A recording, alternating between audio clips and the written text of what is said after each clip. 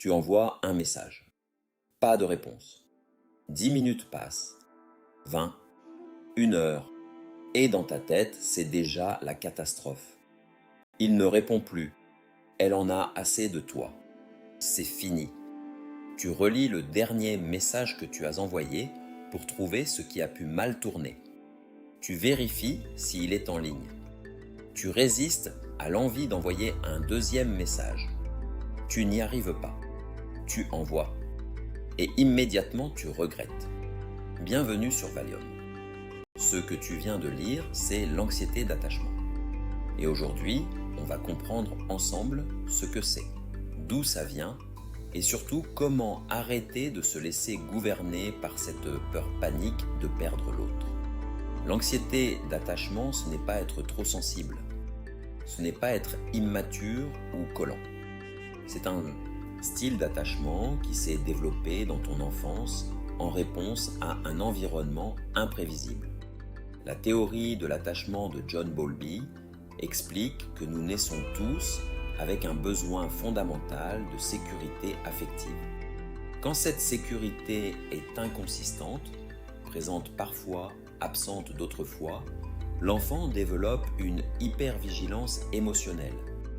Il apprend à surveiller en permanence les signaux de l'autre pour anticiper l'abandon.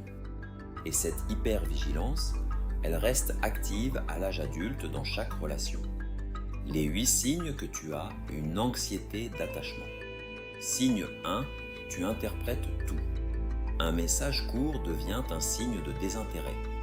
Un silence devient une preuve qu'il en a assez de toi. Tu lis des intentions négatives dans des comportements neutres. Ton cerveau travaille en permanence pour détecter les signes d'abandon. Signe 2, tu as besoin de réassurance constante. Est-ce qu'il t'aime vraiment? Est-ce qu'elle est vraiment heureuse avec toi? Tu as besoin qu'on te le répète. Et même quand on te le dit, le soulagement ne dure pas longtemps. Signe 3, tu t'oublies pour plaire. Tu adaptes ta personnalité, tes goûts, tes opinions pour correspondre à ce que tu penses que l'autre veut. Tu as peur que si tu es vraiment toi-même, il ou elle partira. Signe 4, tu vis dans l'anticipation de la rupture. Même quand tout va bien, tu attends que ça se gâte. Tu ne peux pas vraiment profiter de la relation parce qu'une partie de toi est toujours en train de se préparer à la perte. Signe 5, les disputes sont catastrophiques pour toi. Un conflit même mineur te plonge dans une détresse intense. Tu as besoin de résoudre le problème immédiatement parce que l'incertitude est insupportable. Tu préfères une mauvaise résolution à pas de résolution du tout. Signe 6. Tu testes l'autre sans t'en rendre compte. Tu crées des situations pour vérifier s'il va rester. Tu deviens froid pour voir s'il s'inquiète. Tu menaces de partir pour voir s'il te retient. Ces tests épuisent la relation. Signe 7. Tu idéalises, puis tu déçois. Au début, l'autre est parfait. Puis la réalité s'installe et la déception est immense. Tu passes d'un extrême à l'autre, tout ou rien, parfait ou décevant, amour fou ou relation à fuir. Signe 8. Tu attires souvent des personnes évitantes. C'est le paradoxe cruel. Ton anxiété attire exactement ce dont tu as le plus peur, des personnes qui ont besoin de distance. Et cette distance réactive ton anxiété. Le cycle tourne indéfiniment. D'où ça vient? L'anxiété d'attachement naît presque toujours d'une figure d'attachement imprévisible dans l'enfance. Un parent qui était parfois chaleureux et parfois absent. Un amour conditionnel à tes performances ou ton comportement. Des disputes parentales intenses qui créaient de l'insécurité. Un parent qui utilisait le retrait affectif comme punition. Ton enfant intérieur a appris que l'amour peut disparaître à tout moment. Et maintenant, ton adulte surveille en permanence pour ne pas être pris au dépourvu. Comment calmer l'anxiété d'attachement? Première chose, apprends à reconnaître le déclencheur. Quand l'anxiété monte, pose-toi la question. Est-ce que je réagis à quelque chose de réel maintenant? Ou est-ce que ma blessure d'enfance parle? Cette simple question crée un espace entre le stimulus et la réaction. Deuxième chose, régule ton système nerveux avant d'agir.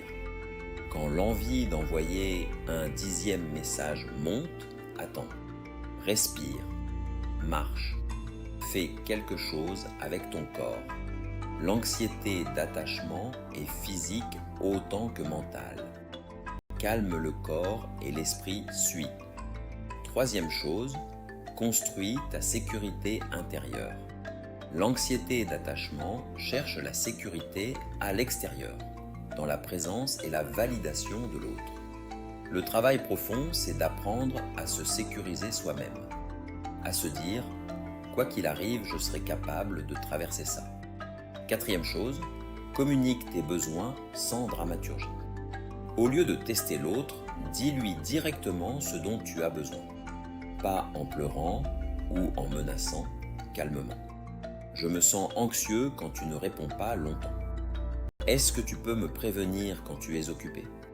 Cette communication directe remplace les comportements indirects qui épuisent la relation. Cinquième chose, travaille avec un thérapeute. L'anxiété d'attachement a des racines profondes. Un accompagnement professionnel peut transformer radicalement ta façon de vivre tes relations. Ce n'est pas un luxe, c'est un investissement dans toute ta vie relationnelle. L'anxiété d'attachement n'est pas une fatalité. Ce n'est pas qui tu es, c'est ce que tu as appris. Et tout ce qui s'apprend peut se désapprendre. Tu mérites une relation où tu n'es pas en train de surveiller en permanence. Une relation où tu peux être présent sans être paralysé par la peur de perdre. Et cette relation commence par le travail que tu fais sur toi. Abonne-toi à Valium pour une nouvelle vidéo chaque semaine. Dis-moi en commentaire lequel de ces 8 signes te parle le plus. Je lis chaque message. À très vite sur Valium.